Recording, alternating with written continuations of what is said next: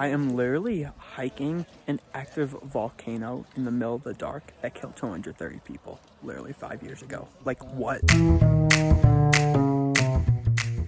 All right, so now I am about to climb Mount Fuego. It is right over there. We're already at Acatenango base camp, and I am so excited for this. I have been training for 3 months to make sure I'm not tired whatsoever, and I'm not tired whatsoever. Took out a lot of clothes and was able to put it in our sleeping quarters. So backpack so much lighter, and I'm so excited. Fuego literally erupts every 10 to 15 minutes. It's one of the most active volcanoes in the world. Right there, that's the top, and you actually see the smoke come out. It's crazy. When in Antigua, we can actually see the smoke from being on the ground in Antigua. So being up here, literally above the clouds, and seeing it, it's a view unlike anything I've ever experienced. So I'm really excited to record this and show you all, because doing this hike to Acatenango, I've seen a lot of people record their experience and post it, but I couldn't find really any videos specifically on Fuego. And I wanted to know kind of like how my muscles will feel, want to know if it's going to be strenuous, will it get cold at night, because we're not going to return until 10 p.m. and then that's when we're going to have dinner. And also, I'm like completely out of snacks already now. I've already eaten some cookies, I bought extra bananas, I have tortillas, I'm fully out of it. So, like, how hungry will I get? Like, will I need more water? Like, all that. So, I'm so excited, especially just to show people that are just trying to like Google search like videos on Mount Fuego, and I'm really excited for this. So for those of you who haven't seen the Acatenango video, it was just posted, so you gotta check it out. Literally such a crazy experience, climbing all the way up, 6,000 feet of elevation gain. We were hiking for 5 hours. It was crazy. So Fuego is the second part of Acatenango. It is an optional additional hike that takes about 5 hours round trip to get to there and back. And I have so much energy right now. Like, literally, maybe it's just like an adrenaline rush of knowing I'm literally hiking an active volcano. But I'm feeling good. I'm feeling good about this. But yeah, check out that video on Acatenango. Also subscribe, because as you can see, I was in Ireland. I've been traveling the US. Now I'm in Central America. I'll be in Eastern Europe in the fall. So I've been traveling the world, so subscribe. Look at Fuego actually erupting right now, right in front of us. Oh my God, the way the smoke is pluming up. This is crazy. Unfortunately, Fuego had a very horrible eruption in 2018 with many casualties. This volcano, literally right over my shoulder, erupted and killed over 230 people on the ground. It has an impact that is still being felt today in 2024. And it's so sad and unfortunate to see, because it really devastated the communities around, especially like in the very short term, people on this Acatenango hike, because a lot of people didn't come immediately after. So they were like, I don't want to get so close to that in case it goes boom again. But Acatenango has returned to being perfect, where so many people come. Also, these tour companies are reputable, and if it was dangerous hiking Acatenango or hiking Fuego, which, as I said, erupted killing 230 in 2018, these tour companies monitor it, and they know that if there's a chance for like a potential big eruption, they won't bring people, because themselves have to walk up there, so they don't want to put their own lives in danger. Oh my God, Fuego just had a massive eruption. Oh my God, you hear the noise, and look at all the smoke, the ash that's coming down right here. This is, oh my God, the plume is going so much into the sky. This is absurd, absolutely absurd. Look at this, like, you literally heard the boom from where we were, and all of a sudden the cloud appeared. Yeah, so this is exactly what I mean when I say that Fuego goes boom a lot. Every 10 to 15 minutes. We've already seen like 6 eruptions, but this was the first time like you actually heard the noise, you heard the boom, and you saw the gas plume just shoot up into the sky. Oh my god, I can't believe I'm gonna be on it in just 2.5 hours. Like, that's crazy to think about. All right, we're starting our hike to Fuego. This is gonna be a good one. Way off in the distance, Volcano Hiking. Wow. One of the crazy things about Fuego is because how there is that constant lava flow, there is literally no life on it. There's no trees, there's no bushes, there's nothing growing on it, at least towards the top. Just the rock lava and the ashes kill anything. There's, you know, trees as you get like down below, but close to the top, look, it's just like complete black. It reminds me very similar to how Pacaya was, which is also active, so it makes sense. So we're starting our trek. It's about 45 minutes of just walking constantly downhill. Then we have another 45 minutes of walking constantly uphill. We're gonna be sitting there for a little bit. Those like hour and a half of walking doesn't include any breaks. And then we have the same thing back. 45 minutes downhill, 45 minutes uphill, coming to base camp. One of the negatives is how late we'll be eating. We'll be eating around 10:30 p.m. But that's okay, all for the experience. I've run out of snacks, so that's okay though. That will work up my appetite for dinner. Walking down in some of these parts definitely gets steep and slippery, so you have to be careful and watch your footing. On this one, the paths are definitely a lot more narrow, and as you can see, just like a massive drop off down there. So say this one, you gotta be a little more careful than Acatenango, and it's also like a little like, I don't know, a lot more like actual rocks like these that you gotta walk over, which makes it a little difficult.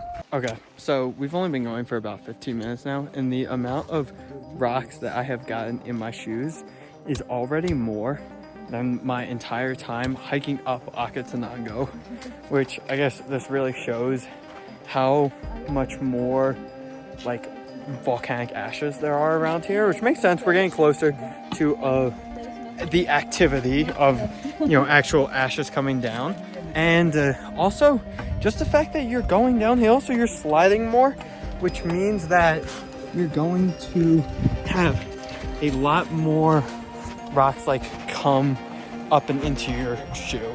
Crazy how you just make a step and you see all the dust that flies in the air.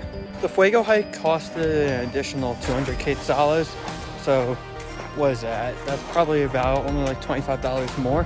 So worth it. This hike overall costed 700 quetzales in total, 500 for Acatenango, 200 for Fuego. Maybe wondering how I'm feeling in terms of energy and in terms of altitude. Well, in terms of energy, I'm feeling great. Literally, my muscles aren't hurting me whatsoever. In terms of altitude, I'm also feeling great. Credit to altitude pills that I took beforehand. If you're from the US, you need to get a prescription, get it from your doctor beforehand. So easy to get. If you're from another country, I can't speak to that. But yeah, doing well on both ends. They recommend in total for Acatenango 3 to 4 liters. If you're doing Fuego, definitely carry 4. I'm gonna be having 4.5. If you're going with soy tours and you need more water, they do have at the top, but you're gonna be paying 100 quetzales. So yeah, literally $12 US for a 2-liter bottle of water. It seems expensive, but I guess that's probably about the same that you would pay in any US sports stadium. Fuego just went boom, and I'm not even kidding. I really hope the sound of that got on video, because I heard it was loud. And now as we're getting closer to these plumes, as we actually descend, we were still in Acatenango now, we still have to descend it, but then we're gonna hike up that. Oh my God, spectacular. Completely spectacular. Okay, so right now we're at right around when sunset time is. So that means we're gonna be hiking a lot of this, like the majority of this, in the dark. And sometimes when it's dark out, you know, you can still see things around just because of light. But keep in mind, yeah, there's no lights anywhere around here, right? So it's gonna be literally the first time ever in my life where I'm experiencing like complete pitch blackness. There we have headlamps to help guide us. Well, let me rephrase that. Oh yeah, that's a great fall. That's great content. Oh, my back is probably so dirty now. So everyone has headlamps. I have my phone, and I have a... Yeah, do I have anything else? Did I pack? No, I didn't pack a flashlight. Okay, so yeah, I have my phone. I'm confident that with everyone's headlamp, we will have enough light to guide us back, specifically guide me back, right? Because I'm the one without one. Whoa, you see that fall almost? That shows you just how slippery this is. How much dust comes up when you walk. Oh my God, my lungs are literally being filled with dust right now. Like I am breathing in fumes of dust. Definitely very, very unhealthy, but that's okay. So we have made a stop here, and wow, sunset is coming down now. And look at this, we're just in some like grass field right now. You see the sunset over my shoulder, but it's been going well so far. Very, very slippery, rocks in my shoes, but I'm so glad I came on the Fuego edition. It's so beautiful, it really is. And wow, yeah, as the sun's coming down, I'm now thinking about not just darkness and hiking, but the stars and what we're gonna see. Because again, like I said, I've never been in complete pitch darkness where you have no light pollution whatsoever.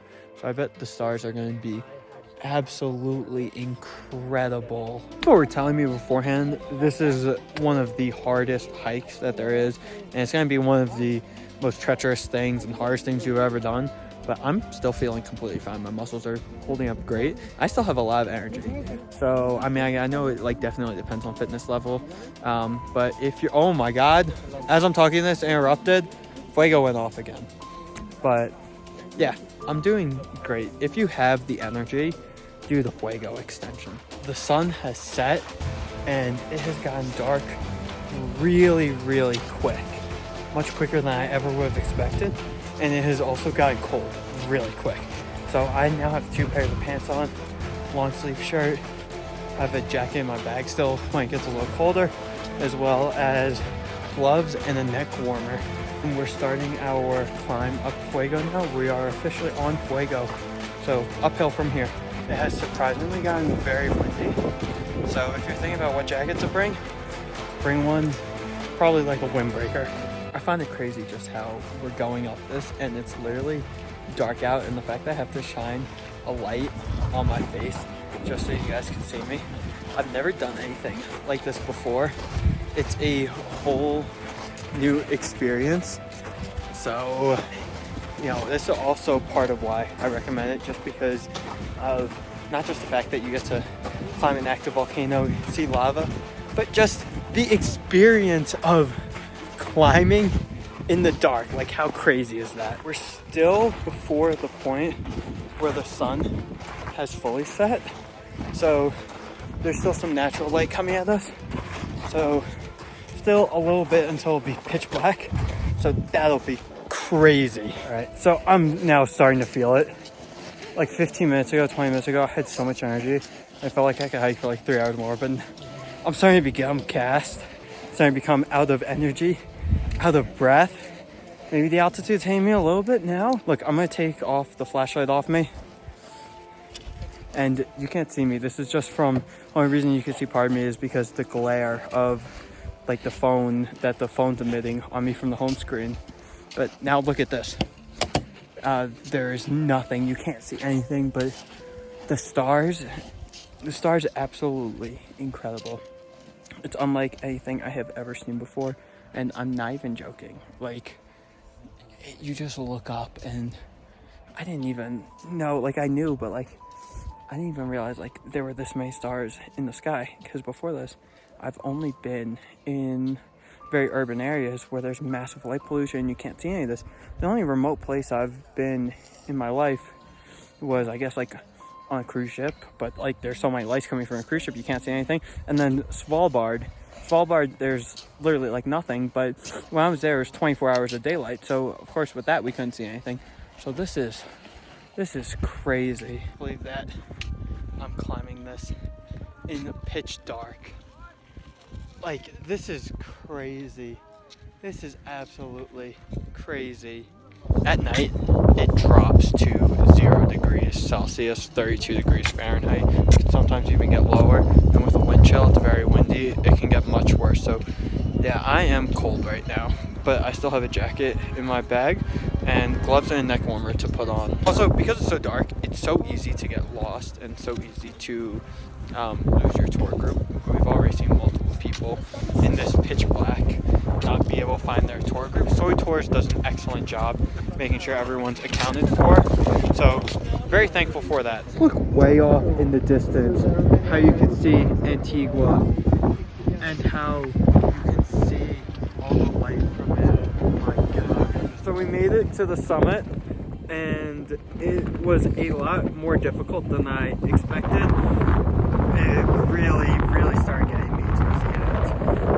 My legs, I'm gonna be literally the most sore I've been in my life after this. The fact that we also have to go all the way back down now, and then all the way back up to base camp, which is 2.5 hours. So yeah, this is Acatenango. For me, wasn't that hard, but adding on to it today, definitely one of the most challenging things I've done in my life. I've been hiking today for over 10 hours. I've had in total, by the time it's done, probably close to, I want to say 9,000 feet of elevation gain in total, plus an additional another 1,500 feet in total of elevation descent. Date, it's 9:05 p.m. He says including breaks we have 2 hours to go back up. So I mean we'll probably get back at like 11:15, head there and then. I'm gonna get 2 hours of sleep tonight because we're waking up at 4 a.m. to get to the top of Acatenango for sunrise. I've just been hiking for 12 hours straight, and when it's all said and done it'll be 14 plus hours. Wow, and then when you include tomorrow's portion, it's going to be like 18 hours of hiking in literally like a 26-hour period. It's currently 10:20 p.m. and we are stopped as we're hiking back up Acatenango to get to base camp. This is so exhausting. I underestimated this hike so badly. Wow, like I'm not even kidding. This doing the Fuego part, one of the most physically challenging things I've ever done. And it's not just that my whole body hurts, it's that now I'm extremely exhausted too. And I haven't eaten since around 12:30, so I'm really excited for us to get back to be able to eat dinner. Alright, so we made it back to base camp. It's around 11 p.m. Oh my god, I'm not even kidding. This was one of the most physically challenging things I've done. I wish I could get better video of us climbing back literally in the middle of the night for 3.5 hours. But I couldn't because it was perfectly dark. Oh, perfecto. Muy bien. Gracias. Muchas gracias. Dos. Oh my god, yeah. I'm so physically drained. My calves, my thighs, my hamstrings, everything in between. But they are making us a nice campfire right now and cooking us meals. It has some potatoes, some noodles, some beans, hard tortillas. Oh my god, it looks so good. I'm so excited. I need this. I need to dig in. Good morning. It's around 6:15 in the morning now. And oh my god, I'm very tired. The group went at 4 a.m. to hike to the top to watch the sunrise. But after doing Fuego, I was so exhausted. I surprisingly slept pretty good in the tent, in this little like hut right here. But wow, my whole body is dead. Literally every single muscle hurts right now. Yeah, doing Fuego was the most challenging thing I've ever did. Here, it's a much clearer day out, so we got some nice views in the morning. Okay, yeah, now it's morning, and oh my god, as I'm talking about Fuego, it just erupted again. literally right there. So now that it's morning and I slept the night, I can say doing Fuego was the most physically challenging thing I have ever done in my entire life. My whole body's dead. Every single part of my body hurts. But I had such a great time. I'm so glad I did it. It really was something special. Doing Fuego, and if you do Fuego and you successfully complete it, be proud of yourself, because only about 20% of the people on my tour ended up doing Fuego, and it was physically demanding for every single one of us. Be proud that you do it. It is such an accomplishment. So yeah, and if you've done Fuego in the past and you're watching this, seriously, it's a huge, huge accomplishment. So now that it's morning and I've had time to rest, recover, and kind of fully comprehend the experience I had last night, my final thoughts are, it was incredible. I am so glad I did it. Just being that close was an experience of a lifetime. Also, again, I really wish I got this on video, but the trek back in the middle of the dark was actually brutal. But again, that's also an experience of a lifetime, a story to tell. So glad I did it. But I feel so sore. But if you're thinking about doing it, doing the Fuego part, definitely do it. I still can't comprehend how last night I climbed an active volcano that erupts every 10 to 15 minutes that literally just 5 years ago had a major eruption killing 130 plus people.